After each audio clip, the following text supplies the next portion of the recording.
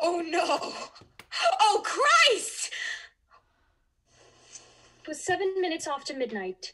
The dog was lying on the grass in the middle of the lawn in front of Mrs. Shears' house.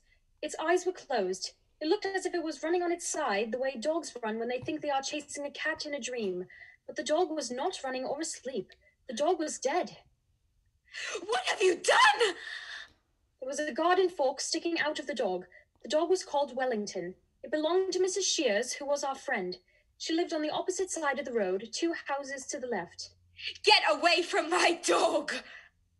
My name is Christopher John Francis Boone. I live at 36 Randolph Street, Swindon, Wiltshire. I know all the countries of the world and the capital cities, and every prime number up to 7507. Get away from my dog, for Christ's sake! After 12.5 minutes, the policeman arrived. He had a big orange leaf stuck to the bottom of his shoe, which was poking out from one side. This is good, Christopher. It's quite exciting. I like the details. They make it much more realistic. Would you like to tell me what's going on here, young man? I do not tell lies. Mother used to say that this was because I was a good person. But it is not because I am a good person. It is because I can't tell lies. The dog is dead. I got that far. I think someone killed the dog. How old are you? I'm 15 years, 3 months, and 2 days. And what precisely are you doing in the garden? I'm talking to you.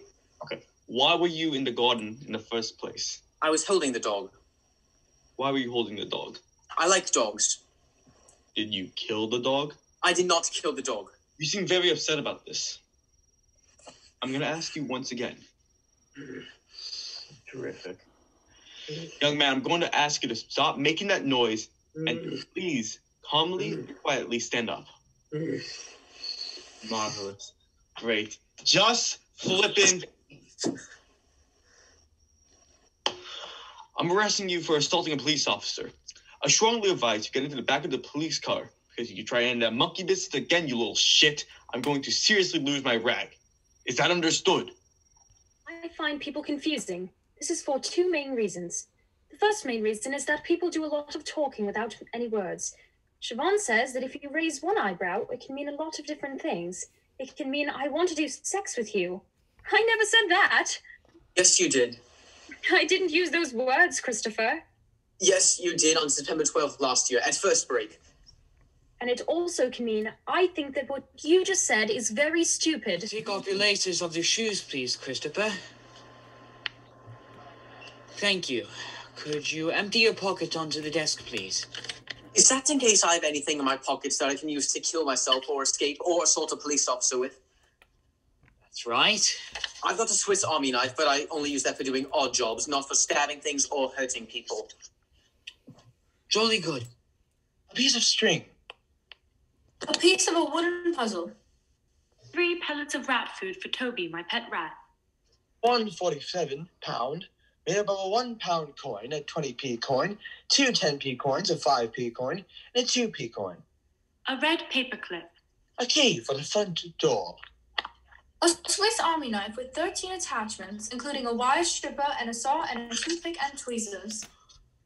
Could you take your watch off, please, Christopher? No. I'm sorry, Christopher. I need my watch to know exactly what time it is. Do you have any family, Christopher? Yes, I do. And who is your family? Father and mother, but mother is dead, and also Uncle Terry, who is in Sunderland. He is my father's brother, and my grandparents too, but 3 of them are dead, and Grandma Burton lives in her home because she has senile dementia, and she thinks I'm someone on television. Right, lovely. Do you know your father's phone number, Christopher? The Milky Way, as they drove me towards the town centre. Some people think the Milky Way is a long line of stars, but it isn't. Our galaxy is a huge disk of stars, millions of light years across. Is that right? Christopher, Mr. Boone, could you come this way? Are you going to interview me and record the interview? I don't think there'll be any need for that. I've spoken to your father, and he says you didn't mean to hit the policeman. Did you mean to hit the policeman? Yes. But you didn't mean to hurt the policeman. No, I didn't mean to hurt the policeman. I just wanted him to stop touching me. You do know that hitting a policeman is very wrong, don't you? I do. Did you kill the dog, Christopher? I did not kill the dog.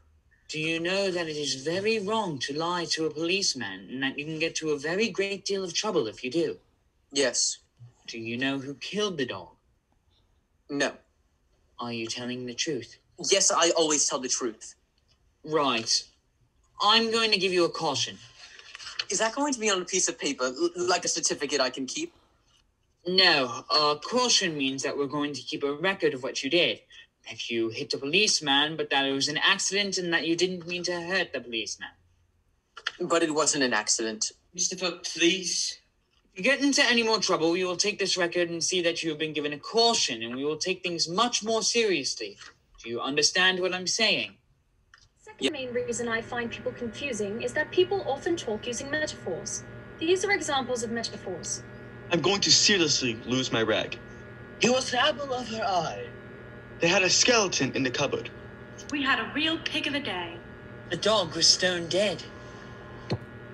A metaphor means carrying something from one place to another, and it is when you describe something by using a word for something that it isn't. This means that the word metaphor is a metaphor. Wow, that's clever. It's true. Yes. I think it should be called a lie because a pig is not like a day and people do not have skeletons in their cupboard. And when I try to make a picture of the phrase in my head, it just confuses me because imagining an apple in someone's eye doesn't have anything to do with liking someone a lot, and it makes you forget what the person was talking about. It's okay. I didn't kill Wellington. I know. Christopher, you have to stay out of trouble, okay? I didn't know I was going to get into trouble. I like Wellington and I want to say hello to him, but I didn't know that someone else had killed him. Just try and keep your nose out of other people's business. I'm going to find out and try to find out who killed Wellington. Were you listening to what I just said, Christopher? Yes, I was listening to what you were saying, but when someone is murdered, you have to find who did it so they can be punished. It's a bloody dog, Christopher. A bloody dog! Well, I think dogs are important too. I think some dogs are cleverer than some people. Steve, for example, who comes to school on Thursdays, needs help eating his food because he probably couldn't even fetch a stick. Leave it. I wonder if the police will find out who killed him and punish the person. Leave it, for God's sake! Are you sad about Wellington? Yes, Christopher, you could say that. You could very well say that. My mother died 2 years ago. I came home from school one day and no one answered the door, so I went and I found the secret key that we keep under the flower pot inside the kitchen window. I let myself into the house and wiped my feet on the mat. I put the key in the bowl on the table. I took my coat off and hung it on the side of the fridge so it would be ready for school the next day, and gave 3 pellets of rat food to Toby, who is my pet rat. I made myself a raspberry milkshake and heated it up in the microwave. Then I went up to my bedroom and turned on my bedroom light and played 6 games of Tetris and got to level 38, which is my 4th best score. An hour later, Father came home from work. Christopher, have you seen your mum? No. He went downstairs and started making some phone calls. I did not hear what he said. Then he came up to my room and said he had to go out for a while, and he wasn't sure how long he would be. He said that if I needed anything, I should call him on his mobile phone. He was away for 2.5 hours. When he came back, I was downstairs. I'm afraid you won't be seeing your mother for some time. Why not? Your mother had gone into a hospital. Can we visit her? No. Why can't we? She needs to rest. She needs to be on her own. Is it a psychiatric hospital? No, it's an ordinary hospital. She has a problem with her heart. I'll make her a get well card. If I make her a get well card, will you take it in for her tomorrow? How are you today, Christopher? Very well, thank you. That's good. In the bus on the way to school today, we passed 4 red cars in a row. 4? Yes, 4. So today is a good day. Great, I'm glad. I've decided I'm going to try and find out who killed Wellington because a good day is a day for projects and planning things. Who's Wellington? Wellington is a dog that used to belong to my neighbor, Mrs. Shears, who was our friend, but he is dead now because somebody killed him by putting a garden fork through him. And I found him, and the policeman thought I'd killed him, but I hadn't, and then he tried to touch me, so I hit him, and then I had to go to the police station. Gosh. And I'm going to find out who really killed Wellington and make it a project, even though Father told me not to. Did he? Yes. I see. I don't always do as I'm told. Why? Because when people tell you what to do, it is usually confusing. It does not make sense. For example, people often say, be quiet, but they never tell you how long to be quiet for. No. Why did your father tell you not to try to find out who killed Wellington, Christopher? I don't know. Christopher, if your father's told you not to do something, maybe you shouldn't do it.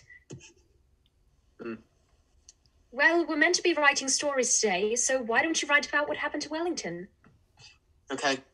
Christopher, I'm sorry your mother's died. She had a heart attack. It wasn't expected. What kind of heart attack? I don't know what kind of heart attack now is at the moment. Christopher, to be asking questions like that. It was probably an aneurysm. I'm sorry, Christopher. I'm very sorry. That evening, I went round to Mr. Shears' house and knocked on the door and waited for her to answer it. What are you doing here? I wanted to come and tell you that I didn't kill Wellington, and I also wanted to find out who killed him. Christopher, I really don't think I want to see you right now. Do you know who killed Wellington? If you don't go now, I will call the police. Where is Heaven? I'm sorry, Christopher? In our universe, whereabouts is it exactly? It's not our universe. It's another place altogether. There isn't anything outside our universe, Reverend Peters. There isn't another kind of place altogether, except there might be if you go through a black hole, but a black hole is what they call a singularity, which means it's impossible to find out what's on the other side of a black hole, because it's so big and the gravity is so big that even electromagnetic waves can't get out of it, like light. And electromagnetic waves are how we get information about things which are far away, and if heaven's on the other side of a black hole, then dead people would have to be fired into space on a rocket to get there, and they aren't, or people will notice. But when I say heaven is outside our universe, it's really a matter of speaking. I suppose what I'm trying to say is that they are with God. But where is God? Christopher, I think we should talk about this another time when I have more free time. Saturday, and there was not much to do on a Saturday, unless Father makes me go out somewhere on an outing to the boat lake or to the garden centre. But on this Saturday, England were playing Romania at football, which meant that we weren't going to an outing because Father wanted to watch the match on the television. So I made a decision. I decided to do some more detection. I decided to go out on my own. Can I help you? Do you know who killed Wellington? Who are you? I'm Christopher Boone from number 36, and I know you. You're Mr. Thompson. I'm Mr. Thompson's brother. Do you know who killed Wellington? Who the fuck is Wellington? Mrs. Shears' dog. Mrs. Shears is from number 39. Someone killed a dog? With a fork. Jesus Christ. A garden fork. Oh. Do you know who killed him? I haven't a bloody clue. Did you see anything suspicious on Thursday evening? Look, son, do you really think you should be going around asking questions like this? Yes, I do, because I want to find out who killed Wellington, and I'm writing a book about it. Well, I was in Colchester on Thursday, so you're asking about the wrong bloke. Thank you. It's Christopher, isn't it? Yes, it is. Do you know who killed Wellington? No, I don't. No, I'm sorry. Did you see anything suspicious on Thursday evening, which might be a clue? Like what? Like strangers or the sound of people arguing? I didn't, Christopher, no. Do you know of anyone who I might want to make Mrs. Shears sad? Perhaps you should be talking to your father about this. I can't talk to my father about this because he told me to stay out of other people's business. Well, maybe he has a point, Christopher. So you don't know anything which might be a clue? No. You be careful, young man. I will be. Thank you for helping with my investigation. Do you know who killed Wellington on Thursday evening? Bloody hell, policemen really are getting younger, aren't they? 2, 3, 5, 7, 11, 13, 17, 19, 23, 29, 31, 37, 41, 43, 47, 53, 59, 61, 67, 71, 73, 83, 89, 97. Do you know anything about Wellington being killed? I'm afraid you're going to have to say that again. I'm a little deaf. Do you know anything about Wellington being killed? I heard about it yesterday. Dreadful. Do you know who killed him? No, I don't. Somebody must know, because the person who killed Wellington knows that they killed Wellington, unless they were loony or they had amnesia. Well, I suppose you're probably right.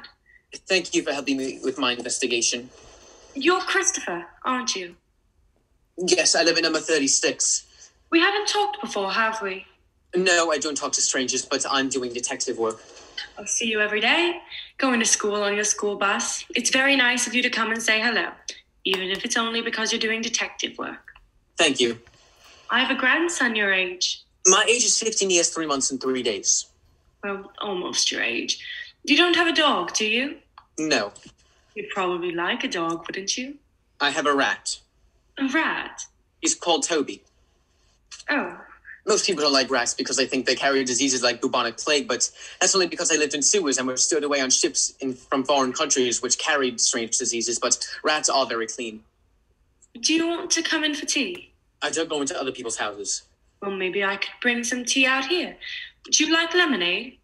I only like orange-ade. Luckily, I have some of that as well. And what about Battenberg? I don't know because I don't know what Battenberg is. It's a kind of cake. It has marzipan icing around the edge. Is it a long cake with a square cross-section that can be divided into equally sized, alternately colored squares? Yes, I think you could probably describe it like that. I think I like the pink squares, but not the yellow squares because I don't like yellow. And I don't know what marzipan is, so I don't know whether I like that. I'm afraid marzipan is yellow too. Perhaps I should bring out some biscuits instead. Do you like biscuits? Yes. Or some sorts of biscuits. I'll get a selection. She moved very slowly because she was an old lady, and she was inside the house for more than 6 minutes, and I began to get nervous because I didn't know her well enough to know whether she would be telling the truth about getting the orangeade and Battenberg cake. And I thought she might be ringing the police, and then I'd get into much more serious trouble because of the caution. So I walked away. Why would you kill a dog? I wouldn't. I think you would only kill a dog if A, you hated the dog, or B, you were a lunatic, or C, you want to make Mrs. Shears sad. I don't know anybody who hated Wellington, so if it was A, it was probably a stranger. I also don't know any lunatics either, so if it was B, it was also probably a stranger. That's right. But most murders are committed by someone known to the victim. In fact, you are more likely to be murdered by a member of your own family on Christmas Day. Is that a fact? Yes, actually, it is a fact. Wellington was therefore most likely to have been killed by someone known to him. I only know one person who didn't like Mrs. Shears, and that was Mr. Shears, who divorced Mrs. Shears and left her to live somewhere else, and who knew Wellington very well indeed. This means that Mr. Shears is my prime suspect. Christopher. I'm going to find out more about Mr. Shears. Boone, nobody has ever taken an A-level examination in the school before. He can be the first then. I don't know if we have the facilities in the school to do that. Then get the facilities. I can't treat Christopher differently to any other student. Why not? Because then everybody would want to be treated differently. So? It would set a precedent. Christopher can always do his A-levels later when he's 18. Christopher is getting a crap enough deal already, don't you think? Without you shitting on him from a great height as well? Jesus, this is the one thing he's really good at. We should talk about this later, maybe on our own. Are there things in which you're too embarrassed to say to me in front of Christopher? No, it's not that. Then say them now.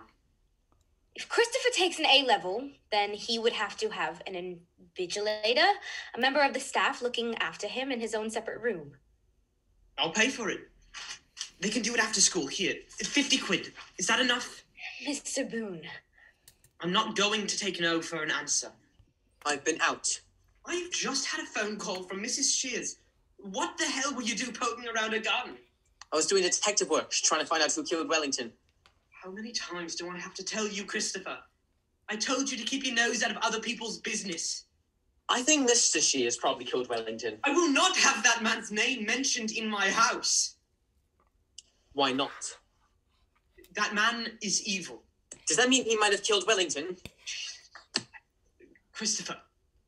Okay. I'm going to say this for the last time, and I will not tell you again. Look at me when I'm talking to you, for Christ's sake. Look at me. You are not going to go in asking Mrs. Shears who killed that bloody dog. You're not going to go ask anybody who killed that dog. You're not going to go trespassing around other people's gardens. You're going to stop this bloody ridiculous crime detectiveness right now. I'm going to make you promise me that, Christopher.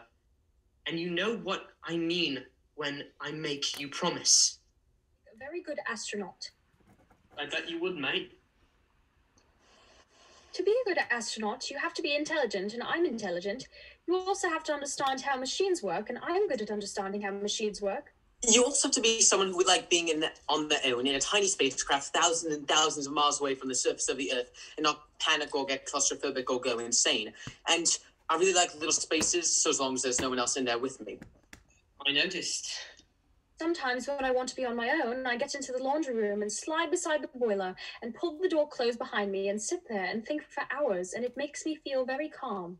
So I would have to be an astronaut on my own or have my own part of the spacecraft that no one else could come into. And also there are no yellow things or brown things in a spacecraft, so that would be okay too. And I would have to talk to other people from Mission Control, but we would do that through radio link-up and a TV monitor. So it wouldn't be like real people or strangers. It would be like if I was playing a computer game. Which you like? Also, I wouldn't be homesick at all because I'd be surrounded by lots of things I like, which are machines and computers and outer space. And I would be able to look at a little window of the spacecraft and know that there was no one else near me for thousands and thousands of miles. What? Could you please just give me a bit of a break, mate? Please. And you know, there was no one else near me for thousands and thousands of miles, which is what I sometimes pretend at night in the summer when I go and lie on the lawn and look up at the sky and put my hands round the sides of my face so that I can't see the fence or the chimney or the clothesline, and I can pretend I'm in space. And all I could see would be the stars. And the stars are the places where the molecules that life were made of were constructed billions of years ago. For example, all the iron in your blood, which stops you from being anemic, was made in a star. And I would like it if I could take Toby with me into space, and that I might be allowed because they sometimes do take animals into space for experiments. So if I could think of a good experiment that you could do with a rat that didn't hurt the rat, I could make them let me take Toby. But if they didn't, I would still go because it would be a dream come true. Dream come true. I see. That's a pity. So the book is finished. Well, Christopher, if your father said he wanted you to stop, then I think he probably has a good reason, and I think you should stop. But you can still be very proud because what you've written so far, well, it's just great. It's not a proper book. Why not? It doesn't have a proper ending. I've never found out who killed Wellington, so the murderer is still at large. Not all murders are solved, Christopher. Not all murderers are caught. Father said I was never to mention Mr. Shears' name in our house again, that he was an evil man, and maybe that meant he was the person who killed Wellington. Christopher, I think you should do what your father tells you to do. What happened to you the other day?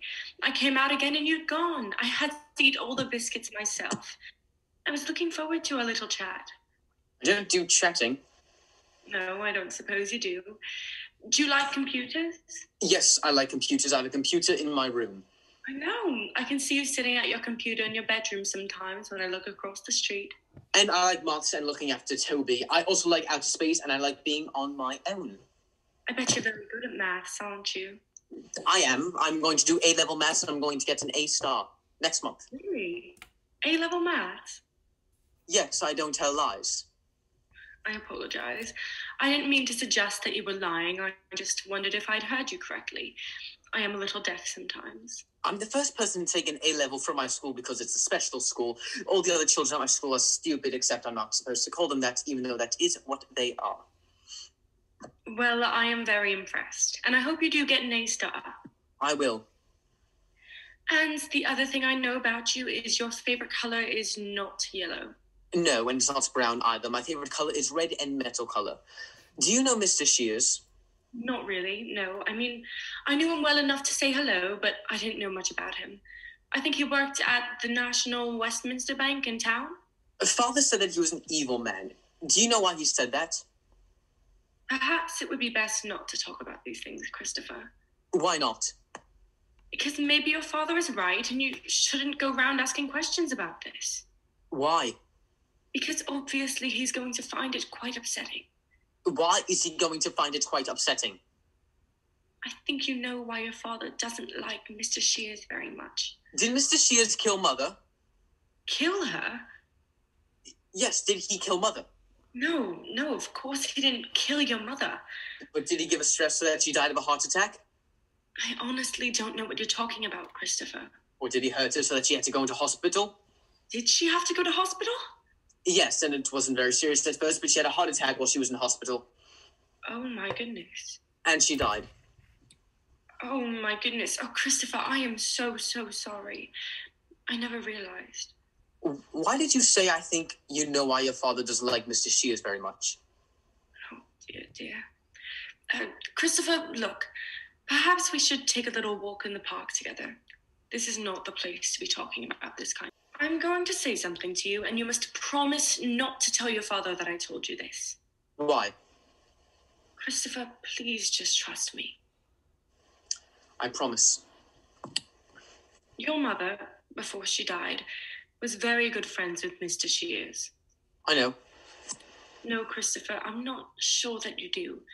I mean that they were very good friends. Very, very good friends. Do you mean that they were doing sex? Yes, Christopher, that is what I mean. I'm sorry, Christopher. I really didn't mean to say anything that was going to upset you. Was that why Mr. Shears left Mr. Shears? Because he was doing sex with someone else while he was still married to Mr. Shears? Yes, I expect so. I think I should go now. Are you okay, Christopher? I can't be on my own with you because you are a stranger. I'm not a stranger, Christopher. I'm a friend. You told your father about this? No. Are you going to tell your father about this? No. Did it make you sad to find this out?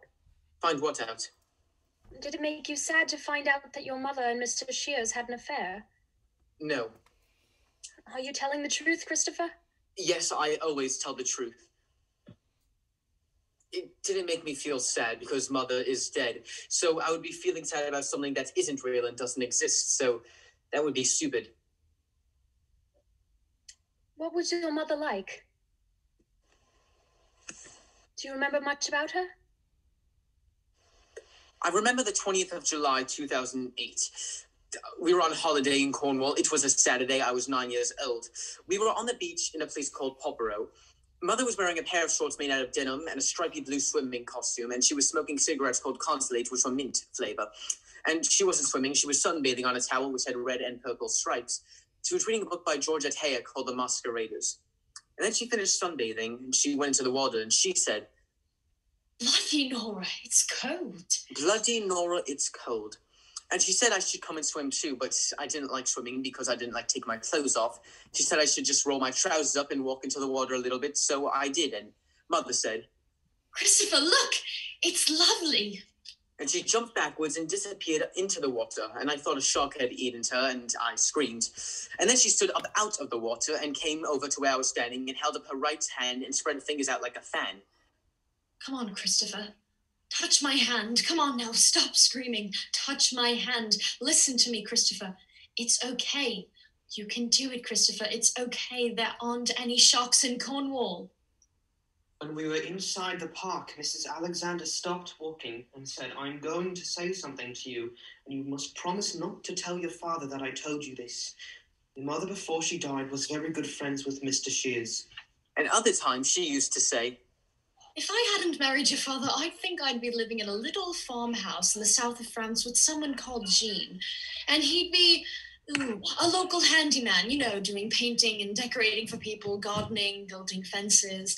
And we'd have a veranda with figs growing over it, and there would be a field of sunflowers at the bottom of the garden and a little town on the hill in the distance. And we'd sit outside in the evening and drink red wine and smoke Galloway cigarettes and watch the sun go down. This? "The book I'm writing." Is this true? Did you speak to Mrs. Alexander? "Yes."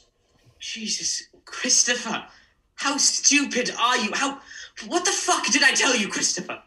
Not to mention Mr. Shears' name on a house, and not to go asking Mrs. Shears or anyone who killed that bloody dog, and not to go trespassing on other people's gardens, and to stop this ridiculous bloody detective game, except I haven't done any of those things. I just asked Mrs. Alexander about Mr. Shears because I was doing chatting. Don't give me that, you little shit. You knew exactly what you were bloody doing. I have read the book, remember? What else did I tell you, Christopher? I don't know. Come on. You're the fucking memory man. Not to go round sticking your fucking nose in other people's business. And what do? You stick your nose in other people's business. You go around telling every Tom, Dick, and Harry you can find.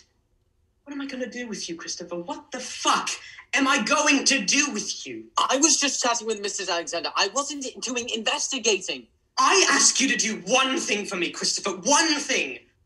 I didn't want to talk to Mrs. Alexander. It was Mrs. Alexander who... No.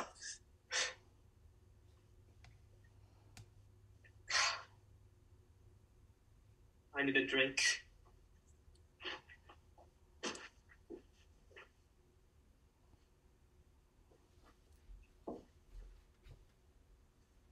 I'm sorry I hit you.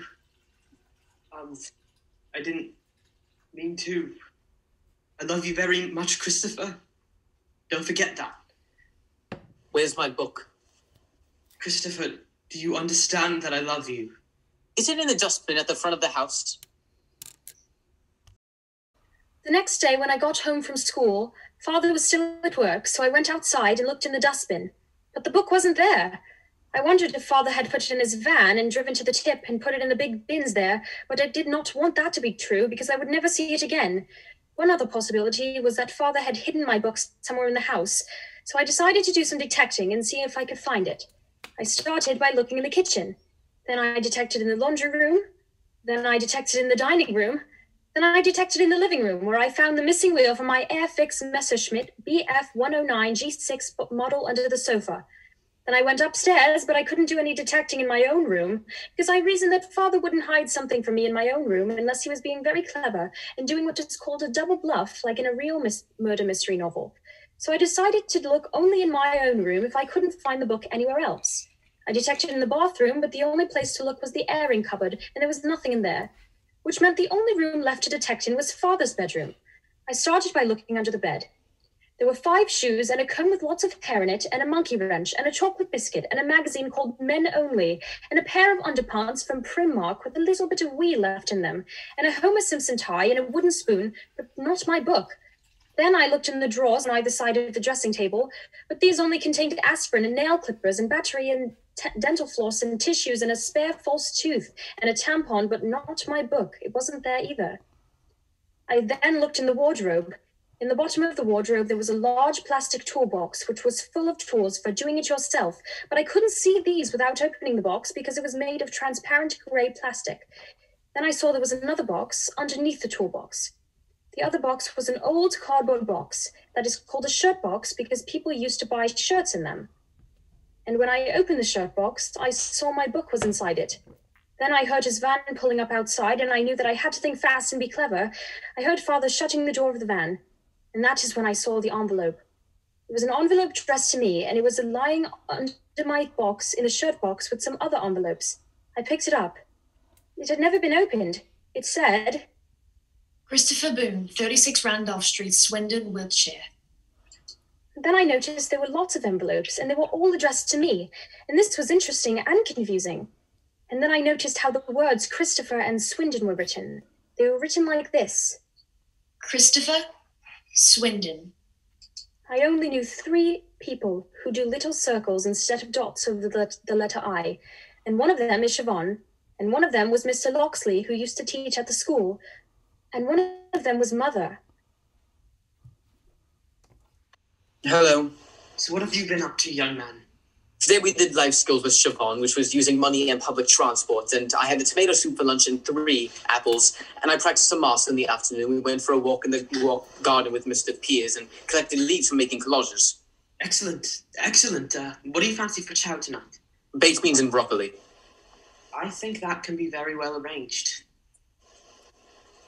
I'm going to put those shelves up in the living room, if that's all right with you. It'll make a little bit of racket, I'm afraid, so if you want to watch television, you're going to have to bring it upstairs. I'll go and be on my own in my room. Good man. I went up to my room, and when I was in my room, I shut the door and took out the envelope. I opened the envelope. Inside there was a letter, and this is what was written in the letter. 451C, Chapter Road, Whittleston, London, NW2 5NG. 020888788907. Dear Christopher, I was looking through some old photos last night, which made me sad.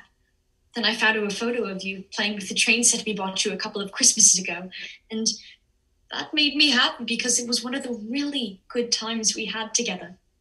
Do you remember how you played with it all day and refused to go to bed at night because you were still playing with it? We told you about the times tables, and you made a train timetable, and you had a clock, and you made the train run on time. And there was a little wooden station too, and we showed you how the people who wanted to go on the train went to the station and bought a ticket and then got on the train. And you played with it for weeks and weeks and weeks and weeks. I liked remembering that a lot. You haven't written to me yet, so I know that you are probably still angry at me. I'm sorry, Christopher, but I still love you.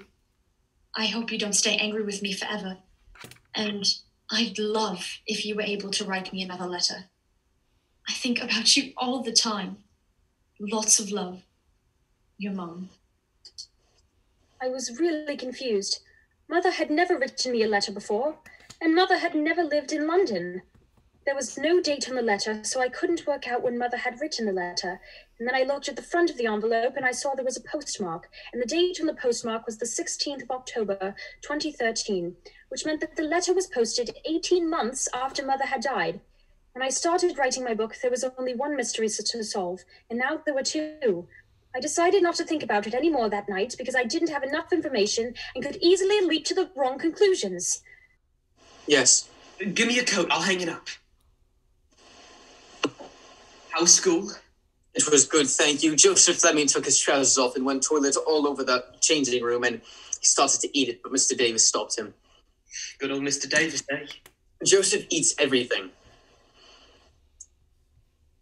He once ate one of those little blocks of blue disinfectant which hangs inside the toilets, and he once ate a 50-pound note from his mother's wallet, and he eats string and rubber bands and tissues and writing paper and paint and plastic forks. He also bangs his chin and screams a lot. I know how he feels, Christopher, I've got... Tyrone said that there was a horse and a pig in the poo, so I said he was being stupid, but Siobhan said he wasn't. They were small plastic animals from the library that the staff used to make people tell stories. Joseph had eaten them. Christopher, I've got to go out. Why? I've just had a call. There's a lady. Her cellar's flooded. I've got to go fix it. Is it an emergency? Yes, lady. It is raining very heavily. It is. The rain looks like white sparks. Christopher, if I go out, will you be okay? Yes, I will, because there's no one around, because everyone's staying indoors. Good. Good, lad. I like looking at the rain. Terrific. I like it because it makes me think how all the water in the world is connected. Does it? The water, this rain, this water has evaporated actually from somewhere like maybe the Gulf of Mexico or Baffin Bay, and now it's falling in front of our house. I'll have my mobile with me. Yes. So you can call me if there's a problem. Yes. Behave yourself, Christopher. Yes. So I went into his bedroom and opened up the cupboard and lifted the toolbox off the top of the shirt box and opened the shirt box. I counted out the letters. There were 43 of them. They were all addressed to me in the same handwriting. I took one and opened it. Inside was this letter. 451C, Chapter Road, London, NW2 5NG, 020888788907.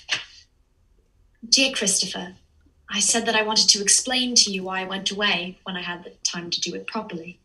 Now I have lots of time, so I'm sitting on the sofa here with this letter on the radio on, and I'm going to try and explain.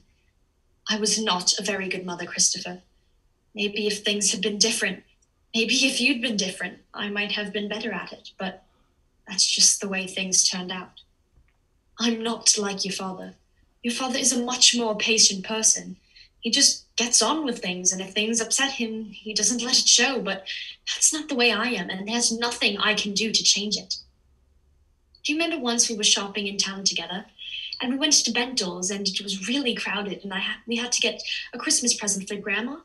And you were frightened because of all the people in the shop, and you crouched down on the floor and put your hands over your ears, and you were in the way of everyone, so I got cross because I don't like shopping at Christmas either.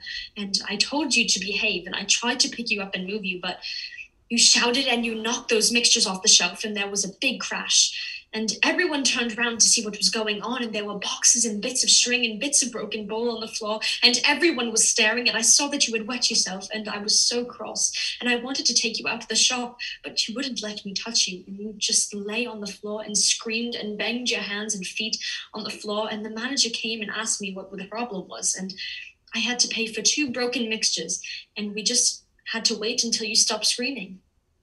And then I had to walk you all the way home, which took hours because I knew you wouldn't go on the bus again. And I remember that night, I just cried and cried and cried, and your father was really nice about it at first, and he made you supper and put you to bed, and he said these things happen and it would be okay. But I said I couldn't take it anymore, and eventually he got really cross and told me that I was being stupid and said I should pull myself together, and I hit him. Which was wrong, but I was so upset. We had lots of arguments like that because I often thought I couldn't take it anymore. And your father is really patient, but I'm not. I get cross even though I don't mean to. And by the end, we stopped talking to each other very much because we knew it would always end in an argument. And I felt really lonely. And that was when I started spending lots of time with Roger. And that was when I started spending lots of time with Roger. And I know you might not understand any of this, but I wanted to try and explain so you knew. We had a lot in common, and then we realized that we were in love with one another. I said that I couldn't leave you, and he said he was sad about that, but he understood that you were really important to me. And you started to shout, and I got cross, and I threw the food across the room, which I know I shouldn't have done. You grabbed the chopping board and you threw it, and it hit my foot and broke my toes. And afterwards at home, your father and I had a huge argument. And I couldn't walk properly for a month. Do you remember? And your father had to look after you. And I remember looking at the 2 of you and seeing you together and thinking of how really different you were with him. Much calmer. And it made me so sad because it was like you didn't need me at all. And I think I realized you and your father were probably better off if I wasn't living in the house. And Roger asked me if I wanted to come with him. And it broke my heart, but eventually I decided it would be better for all of us if I went. And so I said yes. And I meant to say goodbye. But when I rang your father, he said I couldn't. He was really angry. He said I couldn't. He said I couldn't talk to you. I didn't know what to do. He said I was being selfish and I was never to set foot inside the house again. And so I haven't. I wonder if you can understand any of this. I know it will be difficult for you. I thought what I was going to do for you was the best for all of us. I hope it is. Christopher, I never meant to hurt you. I used to have dreams that everything would get better. Do you remember? You used to say that you wanted to be an astronaut. Well, I used to have dreams you were an astronaut and you were on television, and I thought, that's my son. I wonder what it is now that you want to be. Has it changed? Are you still doing maths? I hope you are. Loads and loads of love. Your mother.